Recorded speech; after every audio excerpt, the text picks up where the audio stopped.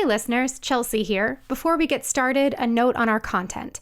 This podcast centers on the history of beauty and fashion, and as such, we often discuss fat phobia, diet culture, and weight loss, among other things. Detailed content warnings can be found in each episode description. Also, this is an adult show featuring adult themes and language, so please bear that in mind if you do choose to listen. All right, let's get into it. Do you guys want to see John Wanamaker's to see if you think it's as beautiful as possible? Absolutely, yes. I love ambiance. Ambiance is a word for this. Oh my God. This looks like the fucking Paris Opera House. At Christmas. Welcome to Vanity Veritas, where three vain friends dive into the history of beauty, fashion, and culture, trying to figure out how we got here and why we care so damn much. We are your hosts, Elizabeth Urbanzik, Chelsea Feltman, and Christina Cole Geddes. In each episode, one of us will present a topic related to historical fads, fashion icons, and beauty standards in an attempt to connect the past with the present. Always asking ourselves, does anything ever really change? Christina, you're up today. What are we talking about? Well, friends, I'm very excited. Listeners, I'm going to show my roots today a little bit. You may know that I reside in Los Angeles, California, but baby, I am a born and bred Valley girl. And as a Valley girl, I am so excited to talk about the mall's very cool, chic older grandma, the department store. Ooh. Yes. I was in a Macy's yesterday. Let's do it. I love a department store. Oh, we're talking about the place where you bought your first homecoming gown, or maybe you got your first bra fitting. You sat at your first makeup counter and got a makeover and then felt pressure to buy all of the products. Or maybe you found your love-hate relationship with perfumery when you were sprayed directly in the face by Dior's Poison. Just me. No? Okay, Chelsea, Elizabeth, when you hear the word department store, what do you think of? Mom. It's such mom energy to go to a department store, head to the Clinique counter. Love the Clinique counter. Yes. Look at things that are way too expensive and head back to the sale rack. Yeah, but it's so funny that you said where you get your first homecoming dress, because I remember getting my first prom dress at a Macy's and my mom being really excited because she had a coupon. Yeah. That meant my junior prom dress was like $56 because it was like on sale and she had a coupon. And she like cheered at the exhortation that came from this tiny Cuban woman in the middle of a upstate New York Macy's was, you could hear it from miles away. But yeah, it's very like, every time I go there, it's very like mom energy. Okay. Yeah, I was going to say mom and grandma. I think a big thing in my family was for a birthday, like a teenage year birthday, was a trip to a department store with grandma, and she would buy you something that you picked out. She would buy me something that I picked out for myself, and we would have this like lovely day together with lunch. And for some reason, my mom was a really big Estee Lauder devotee. Like that was her. And like, yeah. We lived in a kind of a rural area where our mall didn't have good department stores. We didn't even have a Macy's at our mall. So there was something of a pilgrimage of driving up to the nearest like semi-metropolitan area to go to the Macy's. And if it was a Nordstrom, like forget it. I don't think I stepped inside a Nordstrom till I was 17 years old on like a trip to New York City or something. You're like, what is this Lord and Taylor moment? I also think now, like the experience of going to department stores now is so different than when you were a kid. I think it's just because our lives are so much, our shopping options have expanded so much because of the internet, and things are so much more curated for us, that every time I go to a department store, I'm like, oh, this stuff is very generic. And for like every woman, there's nothing in a department store ever screams like unique personality. It's just sort of like, here's what you wear if you want a capri pant and a pattern top. Like I never see anything super unique in a department store anymore. I think that's super interesting. We definitely are in a different era of department stores. Also, like the class scale of department stores we're talking about these days. Like we have, a Neiman Marcus is very different than a Macy's in this day and age. But in some ways, department stores like are kind of the last physical pillar of tastemakers, right?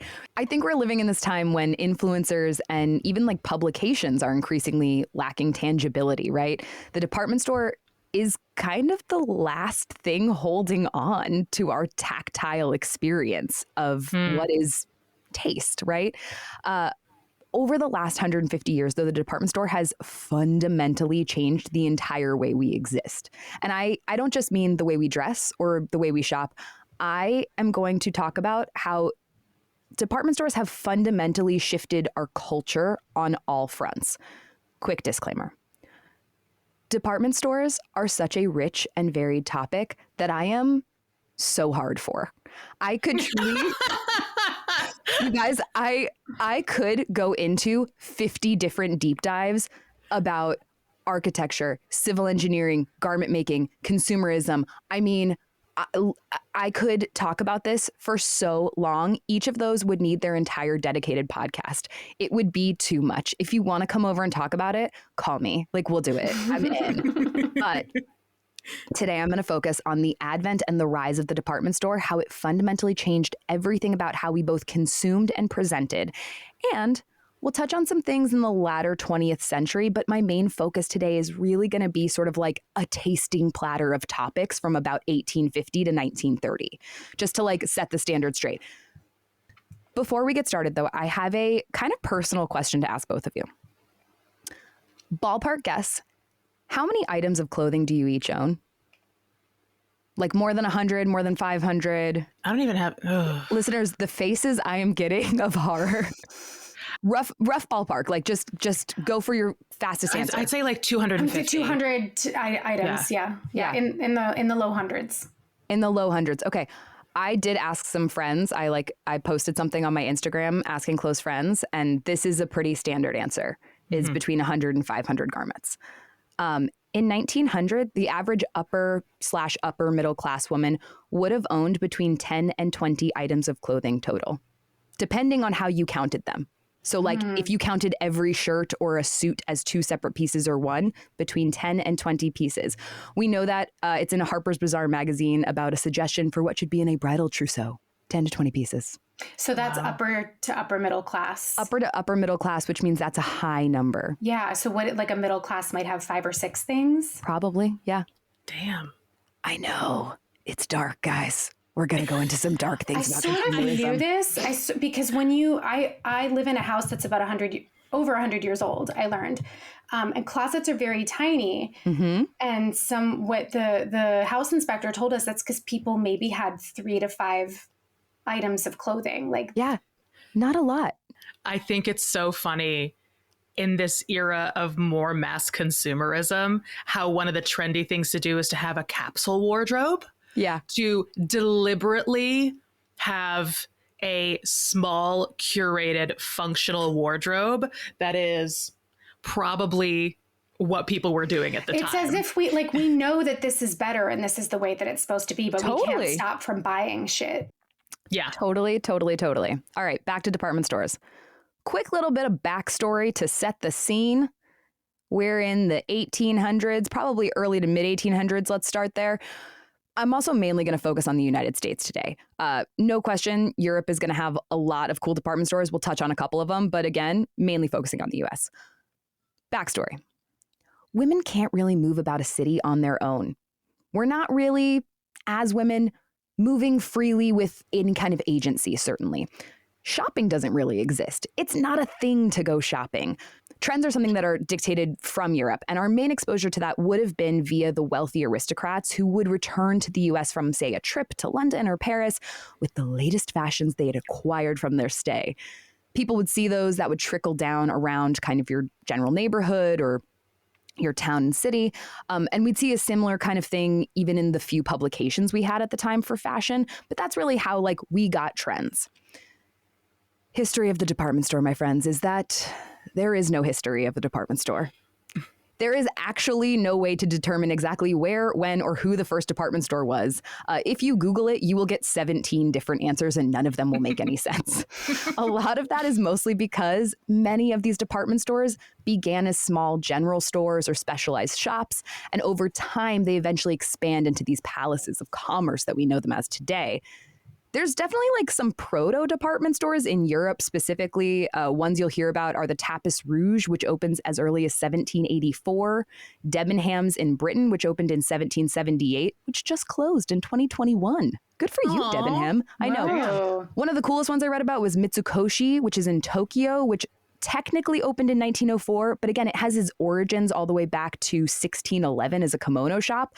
So like to say when exactly these department stores opened is a fool's errand. The Industrial Revolution is happening. All its fixings are taking over. People are dwelling in cities. The middle class is beginning to have purchase power. Technological advances are taking over. We've got railways getting more people into cities, more materials and merchandise to distributors. There's architectural advances happening up the wazoo, steel, glass, big buildings. And a prime example is this thing called the Crystal Palace, which is part of the Great Exhibition of 1851. Friends, I'd like you to open your group chat. I'm going to send you a couple of photos. The Crystal Palace, is that in New York City? No, ma'am. It's in Hyde Park in London. Did Prince Albert have something to do with getting Prince this to happen? Albert and Queen Victoria were both present the day it opened. I want you to look at these 3 pictures I just sent. Oh, wow. my I'm goodness. looking at them. This almost reminds me of like, it looks kind of like the Time Out food hall.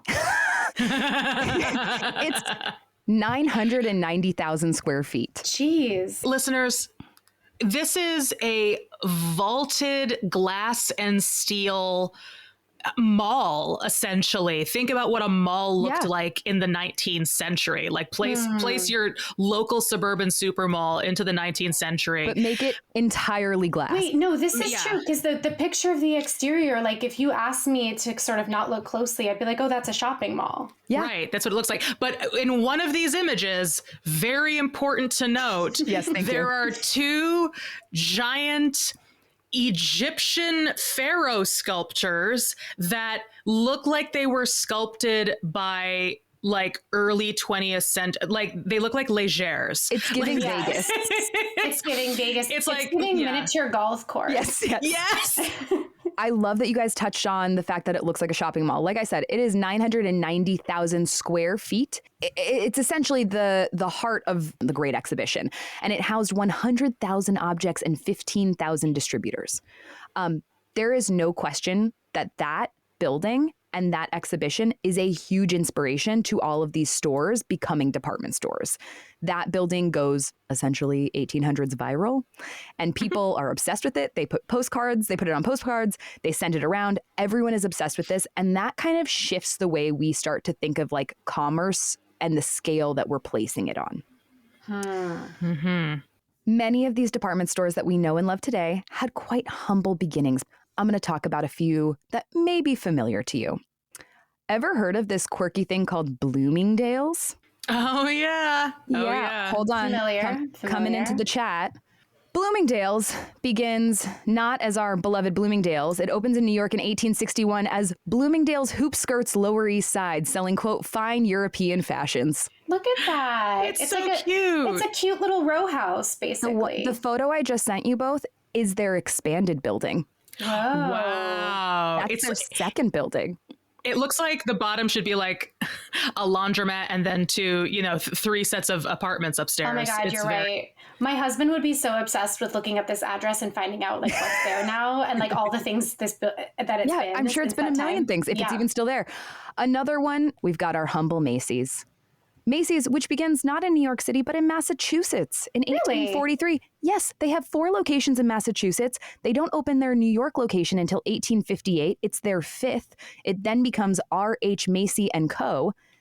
And you guys, when I say humble beginnings, opening day sales just over, drumroll please, $11. 11 whole dollars. Adjusting for inflation, do we know how much that is now? I'm guessing it's still not a lot, right? It's $400. It's not bad for your first day. It's not bad. It's not good. As these shops begin to consider expansion, they also begin to set their sights on a new customer, women. Prior to this, as I said before, it is not socially acceptable for women to shop. It was seen as unladylike to haggle, which you would absolutely need to do at a general store or a notion shop. It was not appropriate to be walking unescorted. And anything more than like a chaperoned turn around the park was seen as rather gauche. And most importantly, you could not dine outside of your home. A woman was to dine in a formal dining room only, either in her own residence or a residence she was formerly invited to. It also wasn't super safe or practical to go outside of the house. A handful of things make that a little bit easier. Number one, electric light posts on the streets. Shout out to Cleveland, Ohio for being the first city in the U.S. to boast 12 electric light posts in the public square. 12? 12 in 1879. Also, there's local trains, or basically like proto-subways, the elevated train in New York City. That becomes like a pretty standard thing in the 1870s around most major cities. So it helps you go from one part of the city to another without having to be in carriage or on foot. On the other end of the spectrum that's happening simultaneously as people are going into the cities, people are moving further across rural America and catalogs become more prevalent. Mail-in catalogs. That gives retailers a ton of data. Do you guys want to guess who the first mail order catalog in the US was sent by? I'm guessing it's not Sears because that's too obvious. I want it to be like a lingerie company. I feel like it's like, it's like, does Fredericks of Hollywood exist in like the early 1900s? I feel like it's some sort of like corseting undergarment catalog. That's where I'm thinking. Okay. None other than Tiffany & Co. in 1845. Really? Yes. Tiffany & Co. sends the very first catalog, mail order catalog in the U.S. Essentially, Tiffany & Co., when they open, are basically the Oriental Trading Company, or like Temu of the 1800s. Really? Yeah, it's not a fine jeweler when they start. They're not jewelry. No, it's kind of a hodgepodge. And then they sort of move into costume jewelry, and then eventually they move into fine jewelry. Part of how they do that, and how all of these department stores lure us in to become more and more devoted customers, is via showmanship. This is one of my favorite stories. I could talk about it forever, but I'm just going to give you guys like a little nugget. Tiffany & Co. opens in 1837, as I said, a jeweler. And the thing that people don't realize is Tiffany is best friends with P.T. Barnum. Yeah. Yeah. Okay. All right. They're best buds with Barnum. And P.T. Barnum gives a lot of advice towards advertising and how to get customers to really want to see the store. One of the ways they do that is P.T. Barnum encourages his circus tactics for advertising, specifically including Tiffany & Co. into the wedding of two of Barnum's performers. Two of his performers affected by dwarfism, General Tom Thumb and Lavinia Thumbelina Warren's quote-unquote fairy wedding in 1863. Please hold for a photo. Oh my God. This is very important. Oh my God. Oh my God. Human bag of dicks. P.T. Barnum. P.T. Barnum. I hope these people they're very cute. They look beautiful in their wedding clothes. This is actually the biggest, most attended, essentially, like, they're not socialites. I don't know how else to describe it. They're celebrities. Celebrities, yeah. Beyond celebrities. The New York Times writes about them. You were either there or you weren't. There's only two kinds of people. And it was so huge that after these two were married, they went and visited Abraham and Mary Todd Lincoln. And they were followed into their reception, where Tiffany & Co. had built an entire silver carriage with ruby horses. It bumps the Civil War off the front page of the New York Times for 3 days. You kidding me? This happens during the Civil War. Oh my God. Yeah. I mean, this still happens. Like, This still happens. Listeners, one of my favorite things in the world is when the world is falling apart, something delightful and celebrity happens, and all of us are able to take the weight of the world and put it down and focus on something so stupid and so unnecessary because our brains need a break. Remember when Ned Fuller was caught in the cheating scandal? Like, we needed that moment. Like, remember when we all remembered that, like, the story came out in 2020 of Lea Michele being super racist? Like, everything was falling apart, and we were able to be like, this is something that's not that. I just need to hate on Lea Michele for a minute. This is wild. I really hope these two people got paid really well for all the gawking and it's just such a weird thing. Like I'm seemingly they had a quite beautiful life. So just to put that out there. They deserve that. But one of the things that happens is Tiffany & Co., this is one of their first advents into the idea of essentially getting customers via voyeurism. So all of this tactic, they start buying large diamonds and large stones and doing projects like this. And it draws customers into the store to come see like the hope diamond, essentially. You know, people would come in and see a big fancy rock, and then maybe like the hope would be that they'd buy a pen. Like that's the goal. And that becomes like a pretty standard fare we'll continue to see. Part of what this advertising draws in is a huge untapped market of shoppers. These retailers decided that they were going to do whatever they needed to get them in. And those shoppers are women because they realized something about women. Men buy for themselves, women purchase for the entire household. Get the woman, get the family. Yeah. It is so much money that they were leaving on the table. I am going to go ahead and start rattling off a lot of things about department stores, different department stores, when they opened, and some of the ways that they made shopping not only more appealing, but acceptable for women. But a few things first that almost all of these department stores did to get women in. First, they start having monthly tabs. Prior to this, all stores have either annual or biannual tabs, which is considered to be near bankrupting for families. If you can't afford to pay an annual or biannual tab, it was really difficult. Suddenly being able to have monthly tabs meant that like a lot more people could shop there comfortably. Also, department stores start dealing in cash. Cash is not normally accepted in most of these spaces until then. How would people pay these tabs before? So you would eventually pay in cash, but like you couldn't go in and just go and buy something. Yeah, you couldn't like buy a bolt of fabric with a handful of cash. You had to have a tab. That tab had to be asserted by a creditor.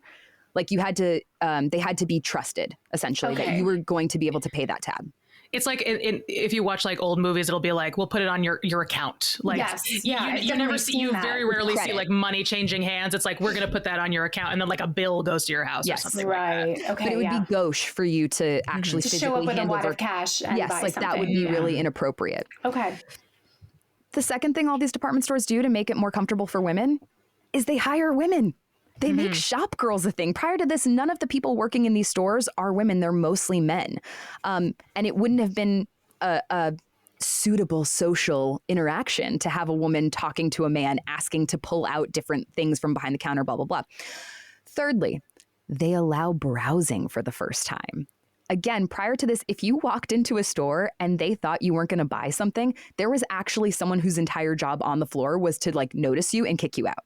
You were not allowed to just like wander and browse. You were there with a list and you were getting these items. That was how that worked. Period. End of story.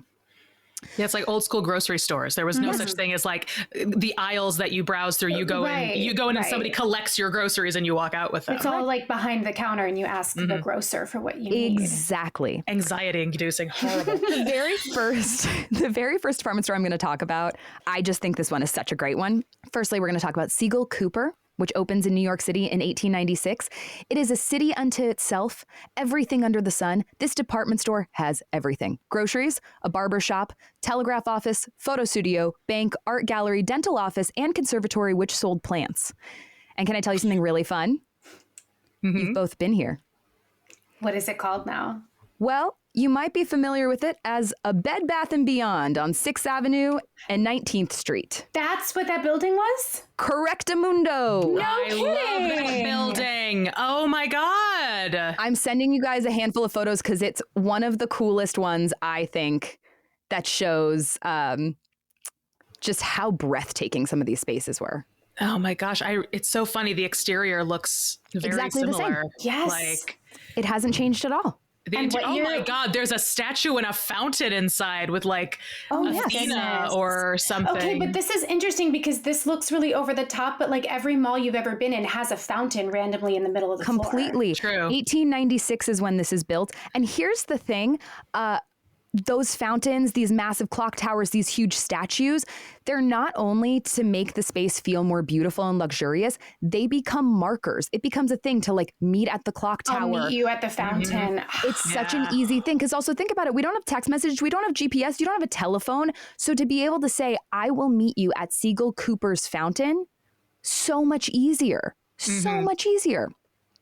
I can't get over the street view of that. It looks exactly the same. Except the women have bustles instead of like 45 Sherpa bags. Right.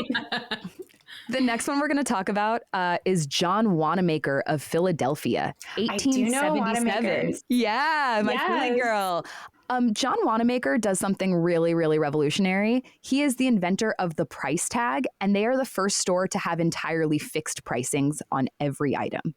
Interesting. Meaning were prices kind of negotiable before this? So prior to kind of this era of department stores, this obviously gets taken on very quickly by almost all department stores.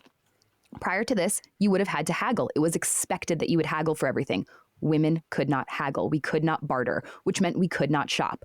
When they create fixed pricing and the prices are set on these tags, suddenly you can go in and you can say, I would like that item. And you don't have to ask any questions. You don't have to barter. You can just put it on your tab, and that's perfectly fine. Can I ask a question? Please. So when we say women couldn't haggle, someone has decided that for women of a certain social class, it's improper for them. Correct. It's improper to haggle. I'm imagining that like working class women or women who were servants who were doing the shopping for the house they worked in probably had to engage in these kinds of interactions. Correct. There's definitely two different echelons. It's still not super appropriate for like middle and certain kinds of even lower class women to haggle. Like you would have had to be in very specific settings to do that and it be appropriate. In general, bartering or haggling was seen as unladylike, period. And I feel like we still generally have this idea that it's kind of low class to talk about money at all. Totally. To talk about prices or like, I know when I'm in a department store, if I even have to look at the price tag, I feel like I'm outing myself as, being a poor. Right. Now I just do it on the internet. Poor. Or it's like walking into one of those like little artisanal stores with a bunch of like cute little jewelry, like one of those little independently owned cute little shops. And you walk in, you're like, gosh, everything here is so cute. And you pick up one item and it's like a paperweight for $400. And you have to do that thing with your face where you're like, that isn't shocking. And I'm going to continue to make a lap around the store because I'm the only one in here. I'm always like, I'll think about it. I don't know why I do this because I always have to leave and I feel so awkward because I'm like, I can't buy anything here. I can't keep the items. So I go, oh, what time do you close? As if I'm going to come back later with like all my money. I don't know why I do this. Wait. But I think this is important. Okay, so this is a kind of important thing that I'm going to go off for a second, which is that whole act of like that entire idea of being able to just browse doesn't exist at this moment in time. Of just being able to go in and be like, it hasn't existed before the advent of department stores. And we'll get to it in a minute. A couple more things with John Wanamaker that I just think are fun. They are the first department store to introduce electrical illumination in their store. So it's the first time people would have seen electrical lights. This is the other thing. They are huge spaces where it's pretty egalitarian actually for anyone to come in more or less. And it's the first time a lot of people would have seen electricity. John Wanamaker also introduces the telephone and pneumatic tubes. Oh, I love seeing those in old movies. Huge things of technology that prior to this, most people wouldn't have any encounter with, especially if you weren't of like the top 1%. Right. John Wanamaker is also the first people to offer cash refunds, and they believed in making the space as beautiful as possible to ensure a better shopping experience. Do you guys want to see John Wanamaker's to see if you think it's as beautiful as possible? Absolutely. Yes. I love ambiance. Ambiance is a word for this. Me. Oh my God. This looks like a fucking Paris opera house. At Christmas. Like, this is like, this is Paris Opera House peak holiday season with that Art Deco chandelier. There's a flooded basement down there with a guy in a mask who is composing his tunes. In all seriousness, Wanamaker's has an organ. It has one of the largest pipe organs in the United States. You are right. It's one of the things it's like most famous for is this huge organ. And that's what you would say. You'd go to John Wanamaker's and you say, meet you at the organ. Mm-hmm. This is unhinged. Beautiful. Is it not? It's like when I went to Harrods in London and I was like, why is everything Egyptian? Yeah. So, like the commitment to the look is intense. Harrods, mind you, is built in about 1865. I don't have it exactly in front of me, but right around 1865. And it still is housed in that building today. Mm-hmm. So, these places, they are like...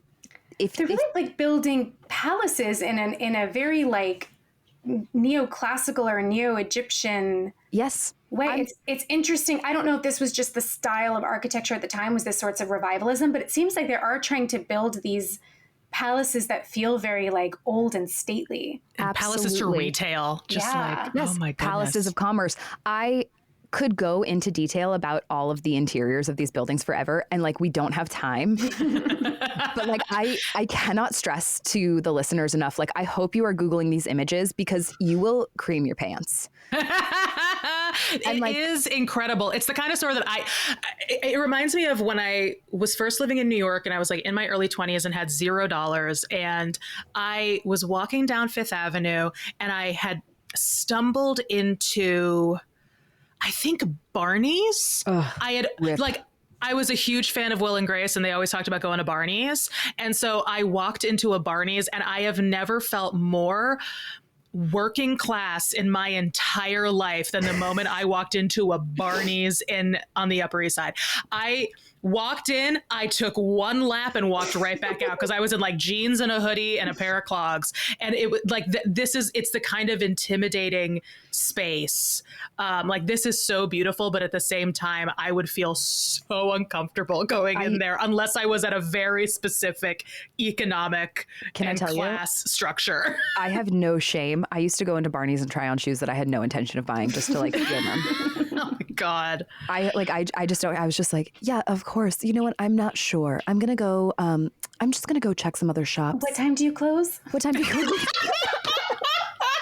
This is my new move, is what time do you close? Okay, back to a few others. Goodbye, John Wanamaker. Hello to none other than Marshall Fields of Chicago. Mm-hmm. Marshall Field really does a lot, like kind of the most, in fact. They opened in 1852, like I said, in Chicago. They are the first department store in the U.S. to have buyers abroad in London. Ooh. Chic.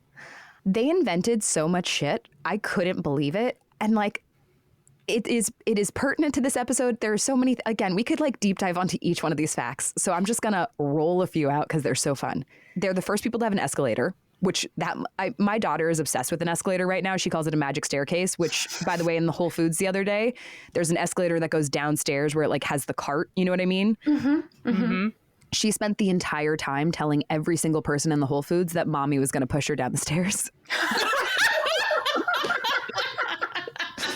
Just 8 million women in yoga pants calling CPS.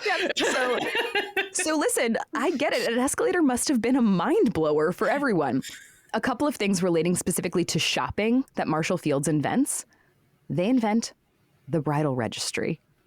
Wow. Nope. So now the next time you have to buy a friend a gift and they registered for something annoying, you can blame Marshall Fields. They are the first people ever to have a personal shopper, which again, really enticing if you're suddenly like confused and you want to be of the highest echelon of fashion. This one really got me. They're the first people ever to have a book signing in a bookshop. Oh my goodness. These things that we think are just so ubiquitous to the retail experience, like Barnes and Noble, it's like, yeah, there's going to be a book signing. Or right. I also imagine the personal shopper thing when you're thinking about this time, especially in the United States, in cities like Chicago, Industrial Revolution, like class mobility becomes much more huge, attainable. And so I imagine if you are one of these families that comes into money through industry or commerce, all of a sudden it's important to have a personal shopper to show you what it is you should be wearing in this You've got money, but not necessarily the knowledge of how you're supposed to dress or what exactly. What fashionable people are buying. Pin this thought. because we are going to elaborate on it for sure. But yes, I love where your brains are at. I love it. Two other things about Marshall Fields that I really love. Number one, the answer to everything at that store, according to Marshall Fields, is give the lady what she wants. Supposedly this happens when the owner sees a shop girl trying to settle something with a customer, like a customer complaint. And he went over and he was like, what's going on? And she said, well, I'm trying to settle this complaint. And he said, give the lady what she wants. And that becomes the store's like slogan. Just fix it for her. He truly believed that building a store explicitly to lure female shoppers would empower his brand, if you will. And he's damn right. He also builds the Walnut Room, which is claimed to be the first department store tea room. Wanamaker's claims that theirs was the first, the Crystal Tea Room. They're in a battle. I don't know who won, but we're just going to say the Walnut Room for now. Tea rooms are for women. No space outside of the home at this point exists for most women to dine out. You can't dine in saloons. You can't dine in pubs. It is not appropriate. And this expands a huge portion of women's lives. It means that they are allowed to dine together outside of the home. For the first time, you can go get lunch with your girlfriends. Oh my God. What approximate year or decade is this? They're certainly well established by 1900. So tea rooms are like happening everywhere by that point. Women can dine together. They can encounter new food. They've experienced all these new ideas. And now they're meeting and exchanging these ideas. And eventually these tea rooms become like a pretty standard place for suffrage meetings. Interesting. It actually let them allows... gather, let them organize. Oh no, that's the worst thing. Oh no. Right. But I thought that was amazing. Like the idea of getting lunch, I've always kind of dismissed as like ladies who lunch. And then you're like, well, wait, the first time if women can collectively meet outside of the home safely, a lot can happen. This is one of the most interesting things that I've come across in studying history is when women, people of color, anybody working, like their exclusion from certain spaces means that they have to create their own spaces. And when that happens, they are able to discuss and organize regarding the conditions of their oppression, and they're able to start making decisions about how to move forward that the oppressive class is like maybe not listening to. They're like, oh, they're just having lunch. They're just over there. Or like, oh, they just live on that side of town because we won't let them live over here. They have to live over there. And while they're over there, they're like, we should start organizing. Like this happens over and over again, of people finally creating these spaces to discuss stuff like women's suffrage, like workers' rights, all these different things. That's so, it's so interesting. A part of that is that most of these dining spaces start including kids menus. Interesting. Yes, because if you are catering to women, you need to also be catering to children. Yeah. Interesting. I know. I'm a mom, listener. I always think of a kids menu as like something that they invented in the 80s. No, they start doing kids menus at like as early, certainly as far as I could find in like the 1910s, 1920s. And there was one can I tell you one thing that was on there that I was like, I would order? I have to know because I want to know what the 1800s version of chicken tenders was. Right. So there was mostly like plain food. Like, you know, it was more or less buttered noodles. But this, I was like, we'll be making. You could get a purple cow, which is grape juice, milk, and ice cream. Oh, that sounds great. Bomb. That sounds bomb. Delicious. So, but they're including everyone. One of the things that happens is that these become safe spaces for women to move about in the world, either alone or in the company of other women. That is such a mind-blowing thing. But there is one thing that I think is really going to rock your socks off, friends. Are you ready? Mm-hmm. Marshall Fields is the first department store ever to establish public restrooms. Thank you, Marshall Fields. Thank you, Marshall Fields. Wow. Enabling me to pee throughout New York City for Wait. 15 years and counting. This blew my mind. Up until this point, there are no public restrooms anywhere for women. There are urinal stalls throughout the city for men, but there are no public restrooms for women. So a huge linchpin of our inability to move about the city had to do with your bladder control. Jeez. Oh my God. That is a mind-blowing fact, Christina. It shook me.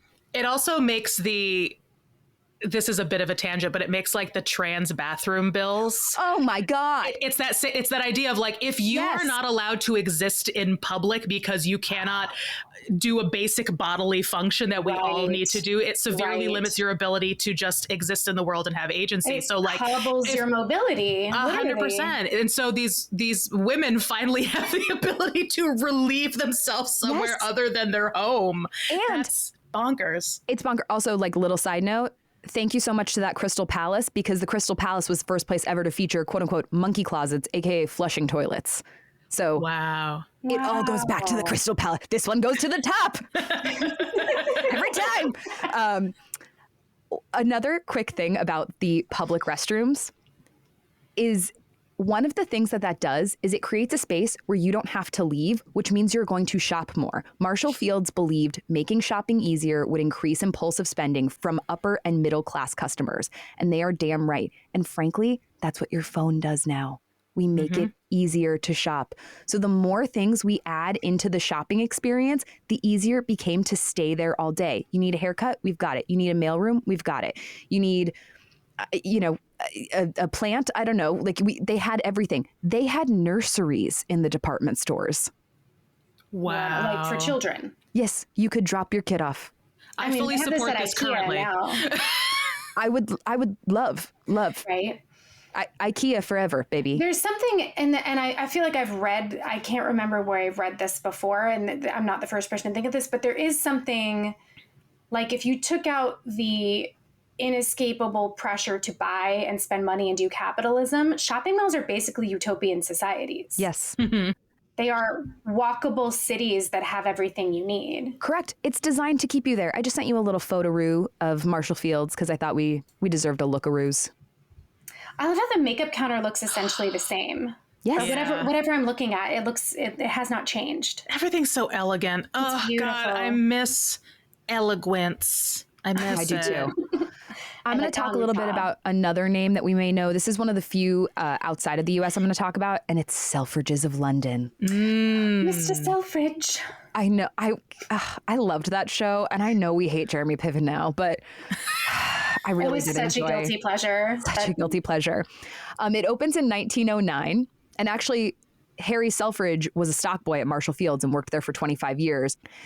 He is the first person, Harry Selfridge and Selfridges, to voice the encouragement of shopping for pleasure, not just necessity. So when they open in 1909, you go into this store because you want to enjoy shopping. It's fun. It's not just you need to get something. Selfridges had, as many of these stores did, over 100 departments, including the tea room, a hair salon, barbershop, library, post office, concierge who could book tickets for shows and various entertainment and travel. And if you guys were worried about this, I know this is something that you really needed. They had a rifle range. Oh, thank God. Oh, oof. When I tell you these spaces had something for everyone, baby. They really, really wanted to draw everyone. But one of the things that I think Selfridges did that is really revolutionary is he removed shame from beauty products. Selfridge is the very first person to take beauty products, cosmetics, toiletries for women from the back of the room in these sort of hidden away counters and puts them at the very front of the store. Wow. So like the makeup counters that we are so used to walking in and seeing immediately. He brings them to the front of the store, and that is a Selfridges thing. And supposedly, this is why. The story goes that because they were on State Street in London, it was stinky. It was gross. London streets were filled with human waste. No one wanted to smell that. And he was like, you know what we could do? We could just put all the perfume counters in the very front. So the first thing you smell when you walk into the doors of Selfridges is high-end perfume. Wow. Smart. Brilliant. Genius. And we still do it. And that's why I hate Dior Poison to this day. I have, my best friend is very, very allergic to fragrances, and walking through a perfume section with her, it's just trying to get her to not sneeze 8,000 times. You just have to sort of like rush her through the section. So, okay, we have Selfridges to thank for everybody who has a horrible fragrance allergy, having basically an asthma attack in every department store. I have a question. Lay it on me. So I'm sure this has something to do with like women's bodies being gross and we don't want to talk about it, but like, why were women's cosmetics and toiletries kept in the back of the store? So it mostly has to do with like, we go through different eras of cosmetics being desirable or inappropriate. We're coming out of, we're really starting department stores in the high Victorian times. By 1900, we're coming out of that. And the really religious piety that we were seeing and purity and the idea of like having a completely bare face and not wearing any makeup was considered to be a higher moral character. Yeah, more a modest. Signifier, correct. Yeah. Okay, So gotcha. it was something, and also like, ew, gross, we don't need to know that you wear that. There's a real attitude. It's like your boyfriend going to buy tampons. You don't need to know that you need those. Right. There's a real attitude around the idea like that you would need powder or soap that's like We don't call these things like unmentionables. Yeah. Like they're very private. They're not to be talked about, it seems. completely. And so to move them from the back to the front, It is one of the easiest ways to get women to come and shop in your store, to be like, hey, the things that Absolutely. you usually have to be secretive about But they're or right weird about here. shopping, Yeah. they're right in the front of the store, and unashamedly you can come and buy perfume. and tantalizingly so, that like that scent would lure you in. You'd pass by and be like, what is that? Which I have to tell this story because it's just a great story. And particularly because Chelsea mentioned Estee Lauder, I wasn't sure if I was going to talk about it, but it's just my favorite. Do you guys know this story about how Estee Lauder becomes like a fixture in department stores? Yeah.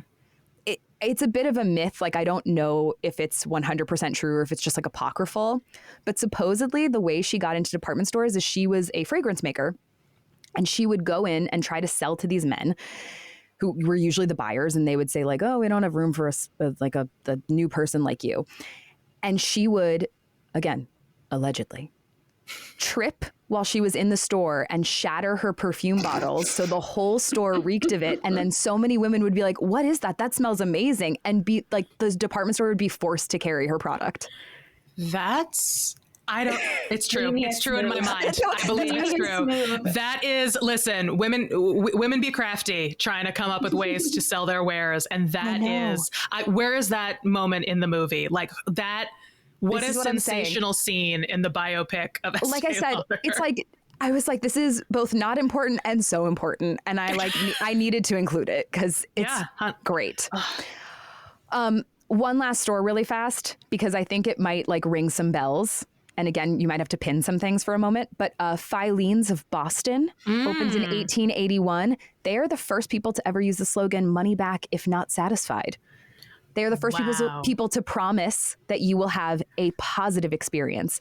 And this, you guys, I'm so excited to share this with you. Filene said that the store was, quote, an Adamless Eden for women.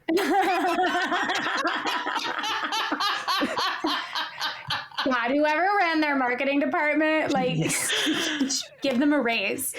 Priceless. Give them a posthumous raise. I'm there. I'm getting in my car. I'm going. If there's not a queer bar with that name already, can we open it? There are not enough lesbian bars. Let's open one. An Adamless Eden. Eden for women. The Adamless Eden. Incredible. Oh, love that. With all of these things, I know like that is, I have laid so much on, but there is possibly one thing that is even more revolutionary than all of the preceding things combined. And that is the invention of pre-made clothing. Ready to wear clothing. Ready to wear is able to happen for one reason and one reason only. The way it gets into the department store is because of the invention of the sewing machine, which happens in 1830 and becomes ubiquitous in 1860, which like, I don't know why it never occurred to me that of course someone had to invent a sewing machine. But I was We've like, been making clothes forever. Like, how did we not? We've all seen the treadle machine, but it's like, oh, but yeah, that was early huge 19th change. century. Yeah. So by the 1860s, like it's way easier. The reason department stores start really leaning into ready to wear and not having seamstresses there is that they believe it's more fun to try on pre-made clothing. It's faster, it's social, and you can even test out the latest fashions in a way previously you could not, regardless if you had access to disposable income. Elizabeth, Chelsea, earlier you were talking about being someone of the middle class and trying to have upward mobility, and fashion being such a key into that. It is the first time we have influence without affluence. This is the very first time you can go in and try on the latest fashion, and you do not have to be part of the 1%. If you can afford to buy that piece of clothing, you can afford to be in fashion. You don't need to go to your personal dressmaker that your family's been going to for years. You can just go and buy a garment. Wow. And you don't even have to buy it. You can try it on. You can, for the first time, try something on and be like, oh, this is new. And like, get it the same day. You're not sitting there waiting for someone to come back from Paris and being like, ooh, I can't afford to get a new dress made right now, and I don't know if I'm going to like this style. With the advent of ready-to-wear comes the invention of sizing. Knew you were going to say it. I knew you were going to say it. You guys want to guess how size is originally measured? Something tells me it's on like working class wayfish, like factory working ladies. Elizabeth, like you emaciated women. You fucking wish right now. It's so much worse. What is it, like dead bodies? Like what? A little brief history of standardized sizing and ready-to-wear. The first ready-to-wear we ever have is for military uniforms in the Revolutionary War, and it becomes standard that military uniforms are pre-made. It's normal by 1812, and there's only one measurement that they use for those uniforms, and it is the measurement across a man's chest. That's it. Just that one. Just chest size. Just chest size. And so when they start making women's clothes, they just go, yeah, we'll take that. So nothing out, no waist, no hips, nothing. No. Your main measurement is just your titties. Is it over, like in the world of like shopping for a bra, is it under bust or bust? You know, like band or bust size? I don't have a great track on that, but I'm pretty sure based on what I read, just across the nip. Got it. Or even across, I mean, even if you're going across the top, it's still... Wait, they would take this bust measurement and just infer every other measurement based on that? You betcha. And then they did the inference based entirely on an hourglass shape, which only 8% of the population has. Of course. There are a couple ways, like, it would have been understood that, like, most of your clothes would then be tailored. And then there are sort of like you would have wide or narrow or tall or short, like you would have slight modifiers, but really the measurement was around the chest. And I heard this thing because you would then get a size, it would go on a tag. And I heard someone say this and I fucking love it. A tag is designed to take the place of an entire tradesperson. Oh gosh, it's early automation. Can you expand on that? So suddenly there's a size on a tag. Prior to that, you would walk into a fitting and someone would be taking all of your measurements. They would say, your body does this, you move like this, you need a length like this. And they would be sitting there modifying something specifically to your body. So all of these little changes are suddenly now on a tag. It's like AI. It's the little bit of technology that cuts out an entire worker. Skilled laborer. Yeah, exactly. Designers and manufacturers actually kind of hate this, understandably, because people are fairly dissatisfied with the fit of a lot of these garments. What? Huh? Weird, right? You're kidding. And there's a lot of like hubbub. They're constantly striving to get like a more standardized sizing in place because there really isn't one at this point. And there's a bunch of things proposed. At one point, there's like this proposal that it should have, like that a garment should have up to like 18 different measurements that you could like pick. Right. Elizabeth's face is insane. As a manufacturer, you cannot make that and make any kind of profit. You can't actually make garments in as many sizes as people need them. Right. So basically, at least with all of those different modifications, it's different to be like a size 12 overall, as opposed to a this bust, a this waist, a this hip, a this wrist, a this arm. Like, right. But we have to think in 1900, in the late 1800s, the idea of not having all those measurements is bonkers. Right. They're like, we can't do this. We can't. What do you mean just one size? This doesn't really work. So they kind of do their best and people have to do a lot of tailoring to it. One of the ways that this really gets me is about shoe sizing. Shoes, essentially, prior to the 1920s, men and women's shoes are all measured on the same scale. So you're buying from the same set of sizes. And the thing about shoe sizing is that shoes would be in the standard length of shoe, and then there would be a myriad of widths that you would then buy and heel sizes. That was completely normal. Women at this time start to get this idea that smaller feet are daintier. So one of the things shoe manufacturers do is that they start to encode their shoe sizing so that the average person cannot read it. So what they do is they make specialized codes with all the different size metrics, and then they add a series of fake numbers so that a woman could not say, oh, this isn't my size, because they didn't want women to buy the ill-fitting shoe because of vanity sizing. So these incomprehensible shoe number codes do they bear any resemblance? These incomprehensible shoe number codes is a great title. All right, do they bear any resemblance or lineage to our current shoe sizing today? It bears more resemblance to 24601. They're like zip codes. Literally, they're like That's 10 digits. So funny. It's impossible to read. You would have to know how to read them. My feet are so big, they have their own zip code. Yeah, truly. But here's the thing, Chels. You might not want big feet because we're going to talk about vanity sizing. Either one of you want to explain to me what vanity sizing is? My understanding is that vanity sizing is the practice of downgrading the size on the tag because for fucked up reasons, women in particular often want to feel that they're wearing a smaller size. So what may have at one time been a size 14 may now be a size 10 in a particular brand because it drives women to buy the garment that they can wear a size 10 in because we are told that this is better and more desirable. Unfortunately, that is correct. It's the reason that it is impossible to buy jeans. Yeah. It is the hardest, especially to explain to men. Like men's pant sizes are consistent because they are based on the actual measurement of their bodies. Yes. And women's pant sizes, every woman knows the store or brand where she can buy jeans if without you're lucky, trying them you've on. got one store where you can buy.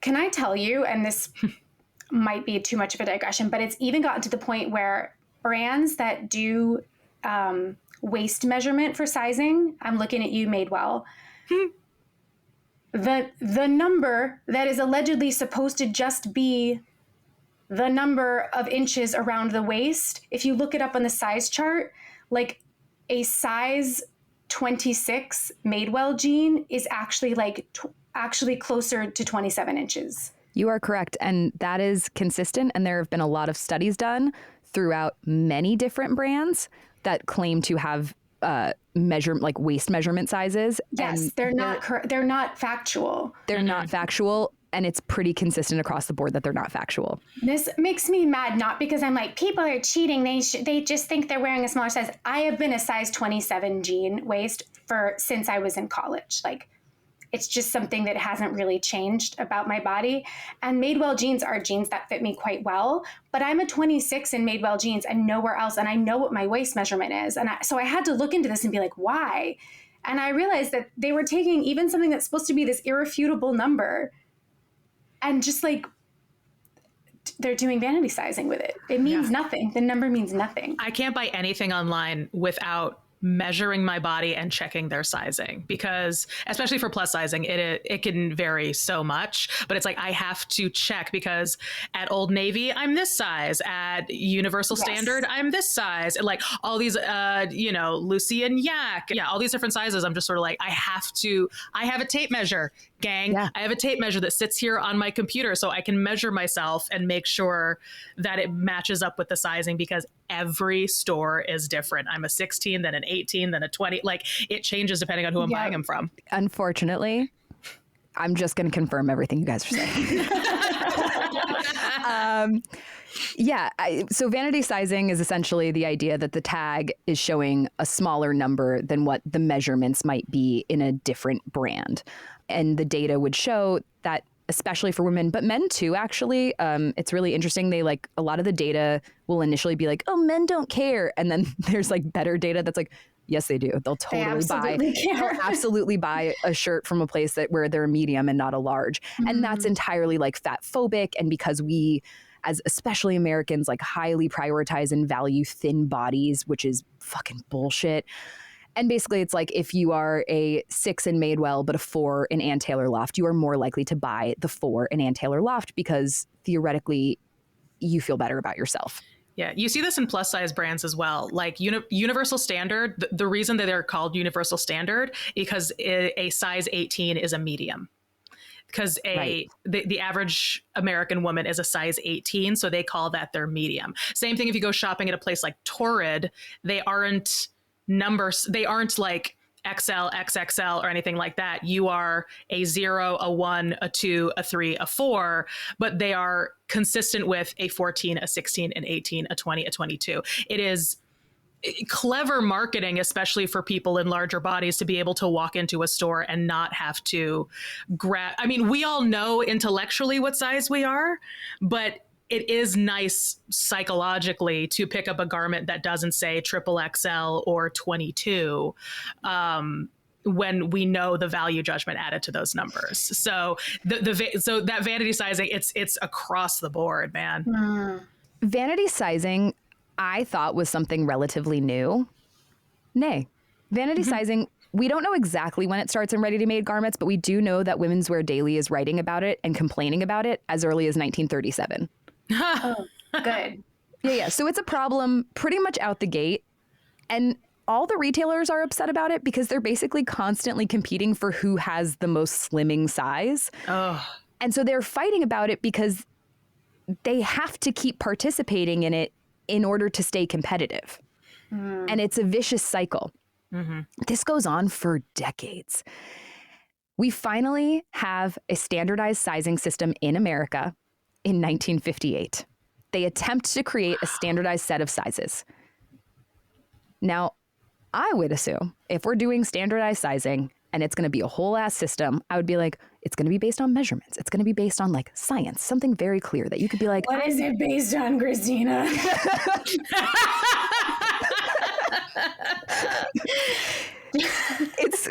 It's completely arbitrary. They literally pick the numbers 8 to 38 because they say women like even numbers.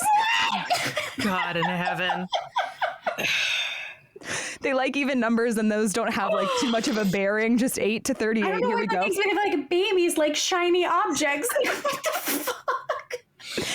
They still would have had like modifiers for height and width, but like. But these numbers refer to nothing. Nothing. That's wild. Just pull them right out of your ass, 8 to 38.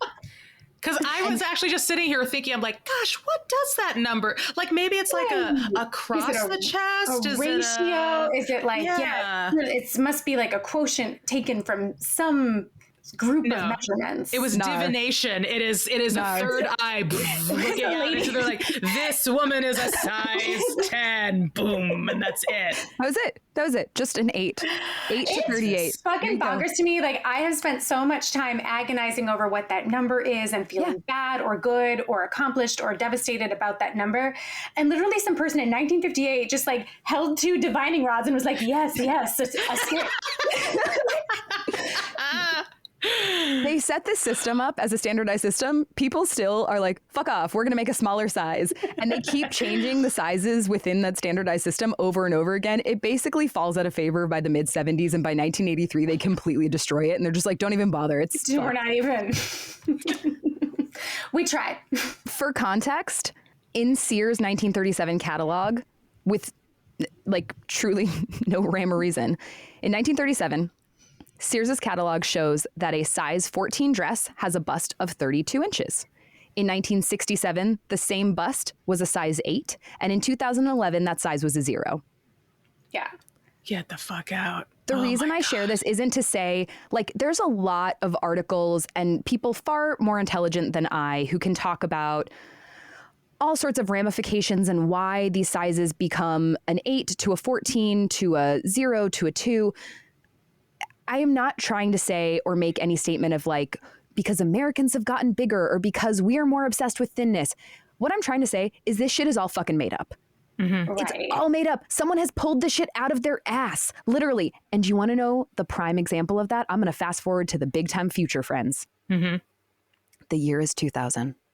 We're in California. And the designer is Nicole Miller. And she introduces the size 0. And then the sub-zeros, the double zeros. Do you want to know why she claims she does this? She says that there's a large Asian population in California and that she is catering to her clientele. Okay.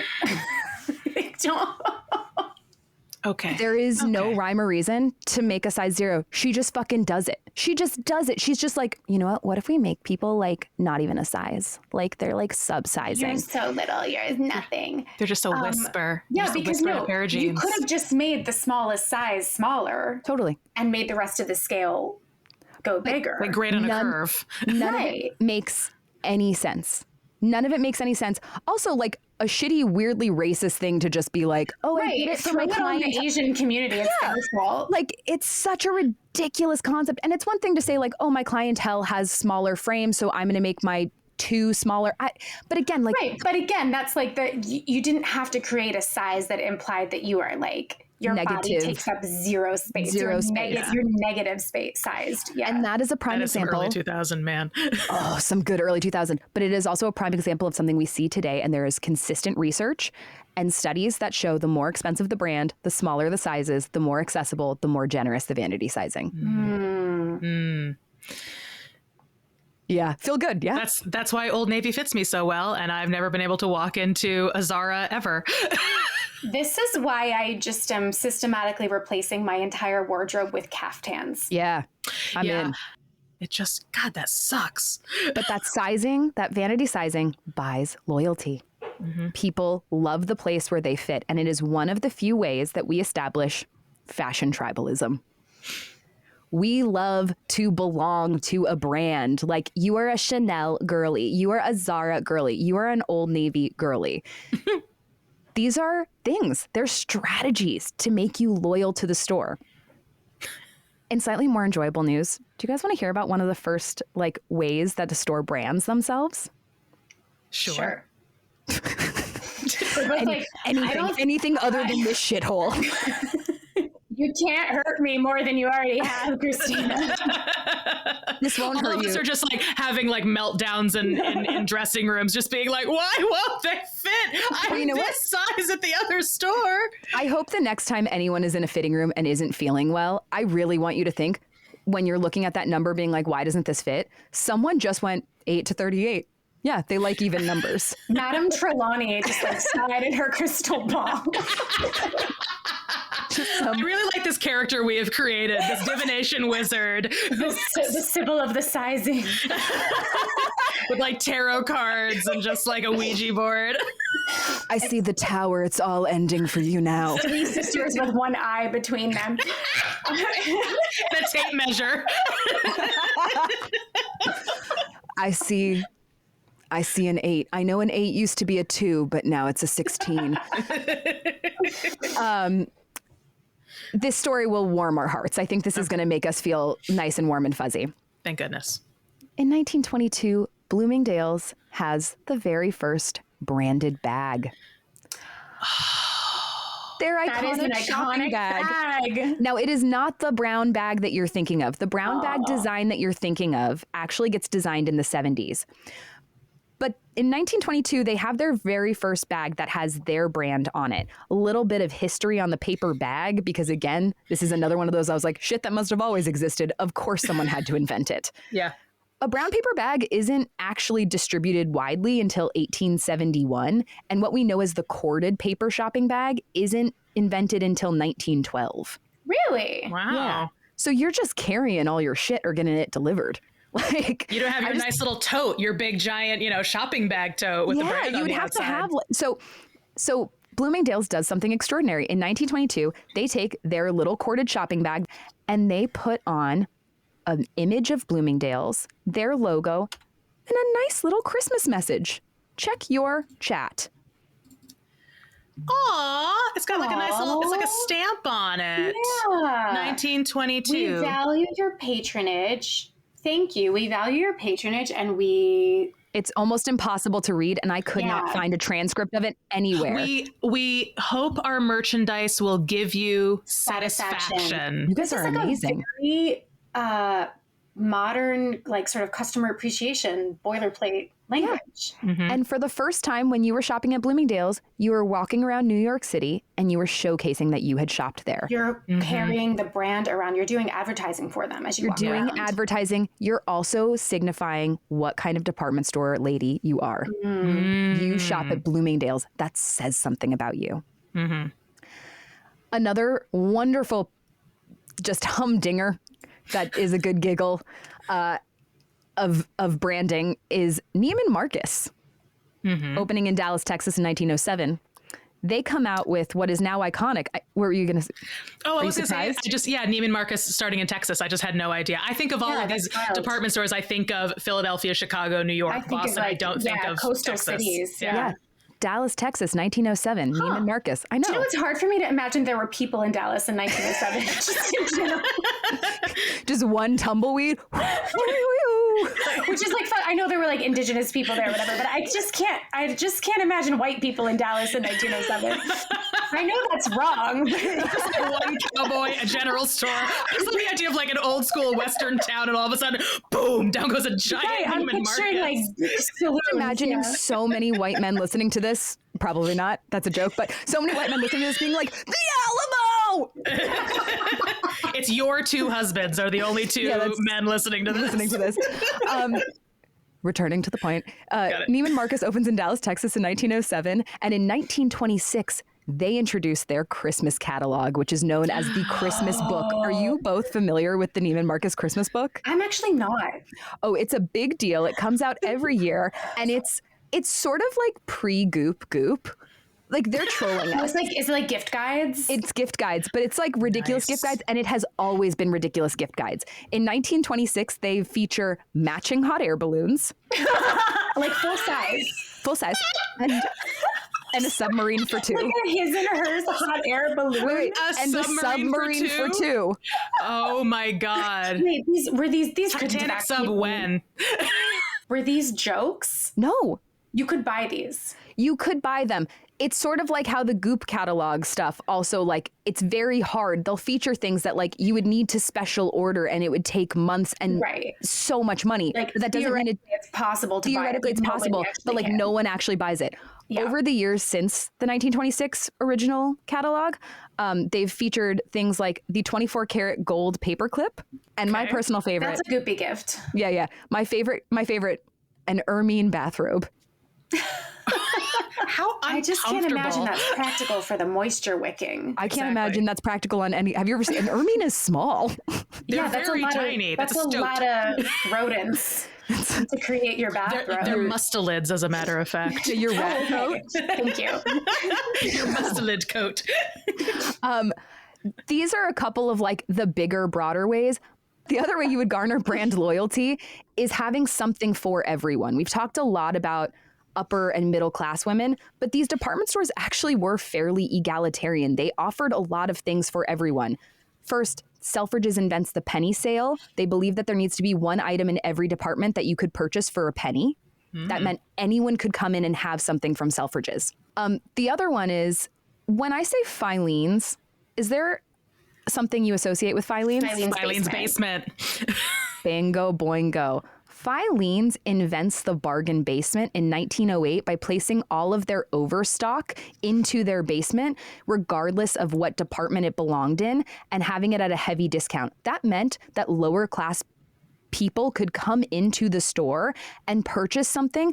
And not only were they having the Filene's experience on a lower level, but it was also keeping them separated from the upper class, which meant Filene's was getting the best of everything. Yeah. The people who can afford full price don't have to mix with the plebes downstairs. Yeah. Correct. But also that they had items for plebes to buy.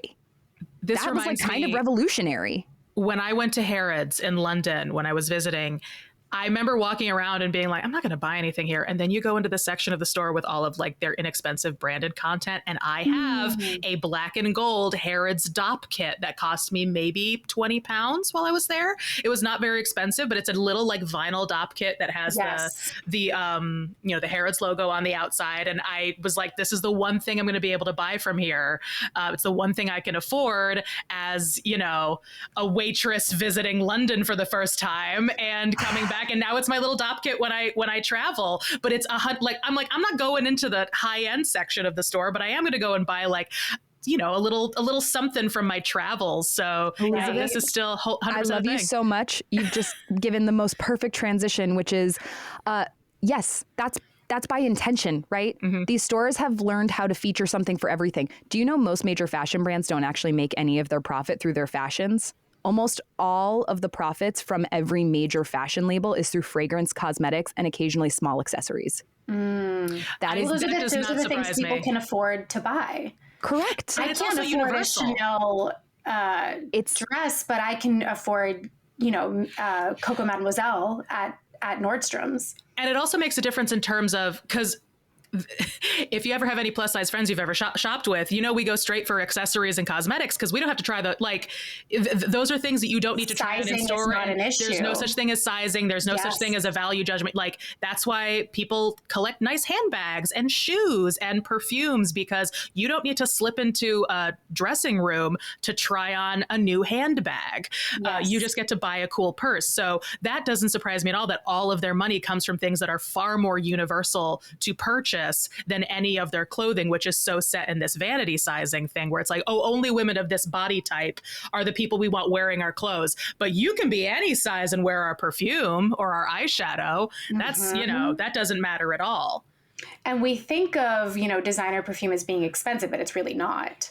Oh, really? It's really, I'm not saying everybody has that money to spend, but you can spend $100 on a bottle of perfume from a brand where you otherwise would have to spend $3,000 on a jacket. Mm-hmm. It is a much lower price point that more people are likely to be able to afford as a sort of small, big indulgence. Correct. And that buys you loyalty. This is sort of the last thing I really want to talk about, but I really want to show the power that these department stores held and arguably still hold today. Like, these inventions, I think, are mind-boggling that we've talked about, but this one really blew my socks off. A little story. Let's set the scene. It's 1929.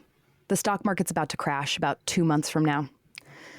3 of the largest department stores in the country, F&R, Lazarus and Company, Abrahams and Straus of Brooklyn, and Filene's of Boston, come together, and they meet on a Rothschild's yacht. And they go, like you do. And they go, let's become a conglomerate. And they form Federated Department Stores. Okay. Weird. They make it through just fine through the Great Depression. Mm-hmm.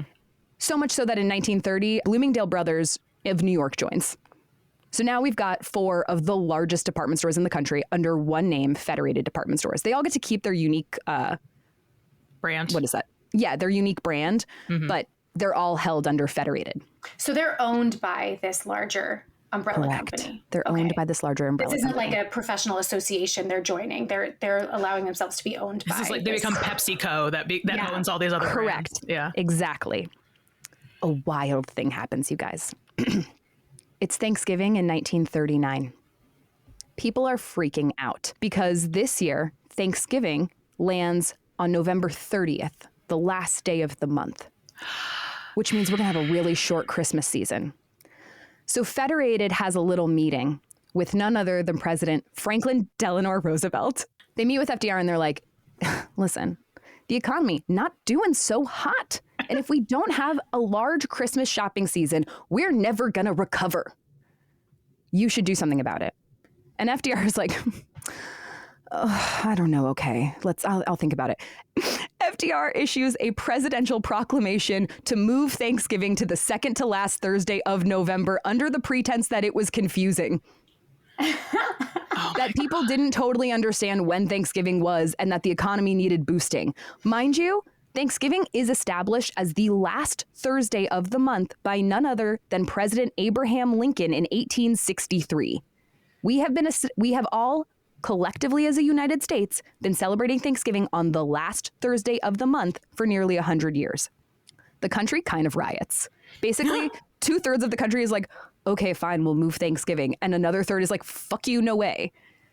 It becomes so confusing that in 1941, just 19 days after Pearl Harbor, the House passes the amendment.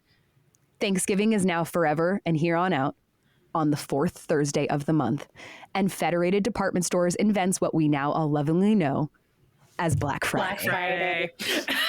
They moved Thanksgiving, you guys. I found that highly disturbing. Capitalism moved. What else could they move? Oh my God. I want to wrap this up with some stats, right? Okay. Remember when I asked you guys in the beginning how many items of clothing you had? And we talked about the woman in 1900 having between 10 and 20 pieces. Mm-hmm. Yeah. Here's a few more through time.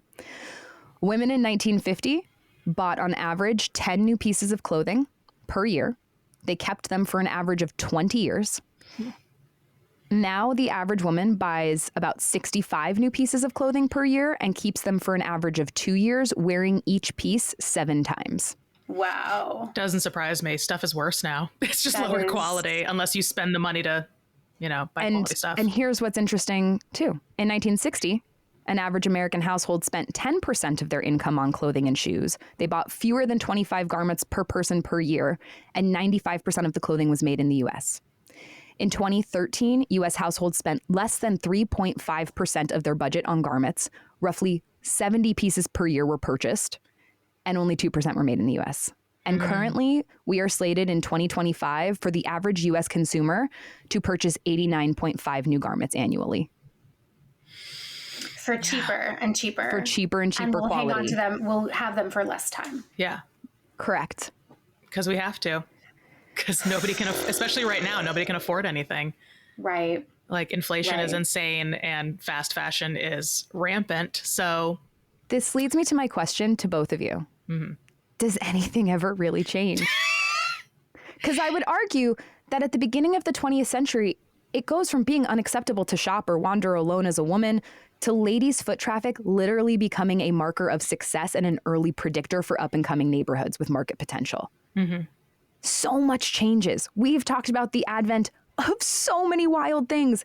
And in some ways, everything changes with the invention of the department store. And in many ways, nothing has changed. It's like we're still living in the world that department store created. Totally. especially in terms of like advertising and brands and what certain brands say about you and what shopping at certain places says about you. I mean, I'm sure we're all the same generation. You remember what it was like in high school walking around the mall with an Abercrombie and Fitch bag Oh my God, or a you were the Victoria's hottest Secret bag. bitch. Yes. Something I think is really interesting too, and I think something that we've seen a lot of, and I fight against a lot of the time, is the concept of shopping as an act of self-care.